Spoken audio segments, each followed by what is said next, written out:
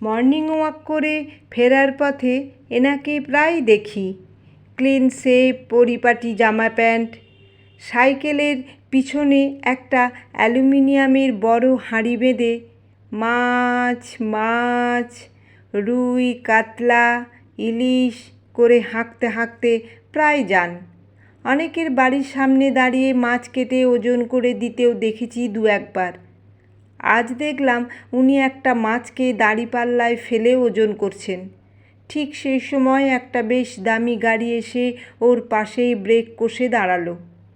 গাড়ি থেকে যিনি নামলেন তাকে এক নজর দেখেই বোঝা যায় বেশ সম্ভ্রান্ত। বয়স আন্দাজ ৩৫। মানুষটি উচ্ছ্বসিত গলায় বলে উঠল, আরে রঞ্জন, তুই এখানে? মাছ বিক্রেতার এক হাতে তখন দাঁড়িপাল্লা, আর এক হাতে পিচ্ছিল মাছটাকে ধরে রাখার আপ্রাণ প্রচেষ্টা। রঞ্জন একটু ঘাবড়ে গিয়ে বলল, সর্বনাশ, কৃষ্ণেন্দু না? ওরে বাবা, তুই তো পুরো সাহেব হয়ে গেছিস। কে যেন বলছিল তুই এখন বিদেশে থাকিস। কৃষ্ণেন্দু নামের মানুষটি রঞ্জনকে ওই অবস্থাতেই জড়িয়ে ধরে বলল, কত বছর পর তোকে দেখলাম রে। সেই ক্লাস 7-এ লাস্ট দেখেছিলাম। তারপরে তুই মামার বাড়ি চলে গেলি, আমরাও কলকাতা চলে গেলাম। দেশের বাড়িতে আর আশাই কমে গেল। তোর ভ্রু কোঁচকানোর ভঙ্গিমাটা একই আছে রে। রঞ্জন হাসতে হাসতে বলল, তারপর এতদিন পরে এখানে কেন রে? কৃষ্ণেন্দু বলল, আমার বড়দির প্ল্যান বুঝলি। কাল যেখানে ছিলাম, বড়দির জন্মদিন উপলক্ষে দেশের বাড়িতে এসেছিলাম। সকলের সঙ্গে দেখা হলো বহু বছর পরে, তবে আমি ভাবতেও পারিনি তোর সঙ্গে দেখা হয়ে যাবে এত বছর পরে। তারপর বল, কেমন আছিস? রঞ্জন বিন্দাস গলায় বলল, যেমন দেখছিস। ভালো আছি রে। বাবা মারা যাবার পরে আর পড়াশোনাটা হয়নি। মামার বাড়িতে গিয়ে 2 বছর পরেই ফিরে এসেছিলাম এখানেই। বাবার ব্যবসাটাই করছি, এই মাছের ব্যবসা। তোর খবর বল। কৃষ্ণেন্দু বলল, আমার আর কি খবর? লোকে ইঞ্জিনিয়ার বলে, কোম্পানি বিদেশে পাঠিয়ে দিল, তাই গত 8 বছর অস্ট্রেলিয়াতে ছিলাম। পেট চালানোর জন্য পড়ে রইলাম ওখানেই। হ্যাঁ রে রঞ্জন, তোর কাছে এখনও সেই ঝিনুকটা আছে যেটা দিয়ে আমরা কাঁচা আম ছাড়িয়ে খেতাম? রঞ্জন হেসে বলল, সে কি আর থাকে রে, কবেই হারিয়ে গেছে। কৃষ্ণেন্দু নির্দ্বিধায় বলল, তাপস স্যারের অঙ্কের হাত থেকে তুই একবার আমায় বাঁচিয়েছিলিস, মনে আছে?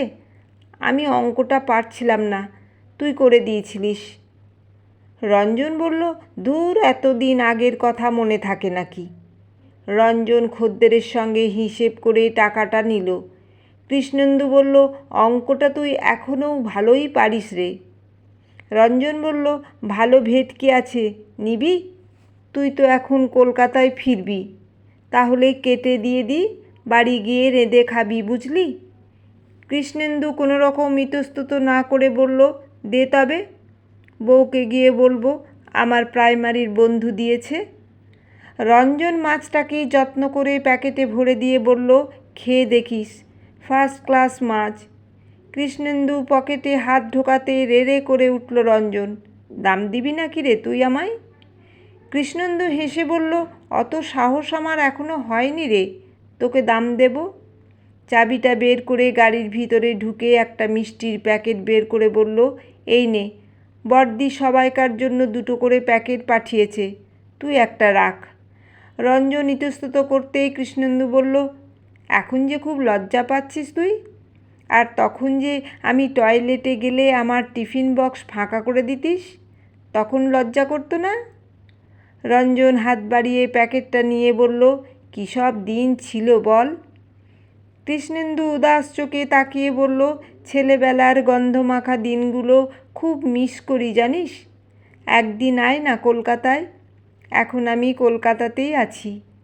তোর ফোন নম্বর দে, আমি কল করব। রঞ্জন নিজের ফোন নম্বরটা দেওয়ার পরে বলল, আমাদের সুমিত এখন ডাক্তার জানিস তো।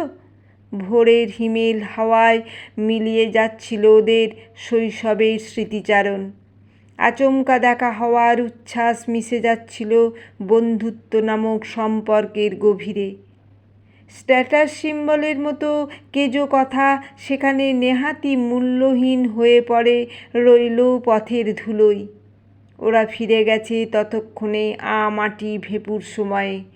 দুজনের চোখের দৃষ্টিতেই তখন রং বেরঙের আলপনা আর নিজেদের ফিরে পাওয়ার আনন্দ।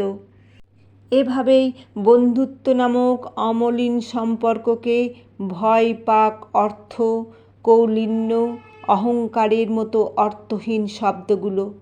কিছু মানুষ আবার সামান্য উন্নতিতেই ছিঁড়তে চায় নিজের শিকড়ের সব টান। আসলে সম্পর্ক বড্ড তুচ্ছ জিনিস, যত্নে রাখলে থাকে, না হলে বিনি সুতোর মতো গড়াগড়ি খায় ধুলোয়। কলমে অর্পিতা সরকার। গল্পটি কেমন লাগলো কমেন্ট করে জানাবে।